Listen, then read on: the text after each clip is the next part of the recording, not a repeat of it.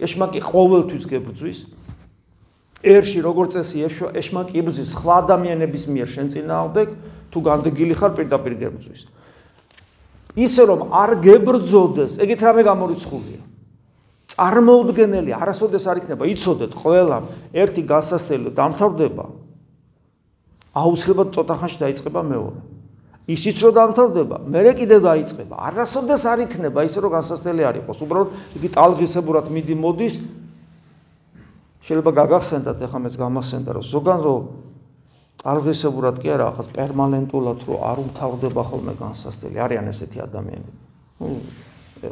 ხუდლები ვართ ჩვენ და ჩვენს პრაქტიკაში უამრავი ადამიანია ჩვენ თვალწინ. არიან ადამიანები, რომელთა განსასწრელი პერმანენტულია. იცით რა არის მიზეზი? ამ ადამიანების პატივმოყვარეობა და სიამაყე. მხოლოდ სიამაყე, ოღონდ ამაყნი ყველა ვართ, პატივმოყვარე ყველა ვართ. ზღვარს გადასული სიამაყე და პატივმოყვარეობა, რომელიც არ ინკურნება და განსასწრელი არის მაკურნებელი პატივმოყვარეობასა და სიამაყისთან, რომ ამდაბლებს ადამიანს და თუ ადამიანი ჯიუტად არ ინკურნება და არ იმდაბლებს თავს, ასეთ ადამიანების ცხოვრებაში განსასწრელი არის პერმანენტ არა ტალღისებური, რომ ამოისუნთქოს, არამედ პერმანენტული, ვერ ამოისუნთქავს ხოლმე. თუ საკმარისია მას ამოსუნთქვის საშუალება მისცე, ისე ვიფუხება სიამაყე. და ესე სულ მუდამ ესეთ მდგომარეობაშია. მე ასეთ ადამიანებს პირადად ვიცნობ.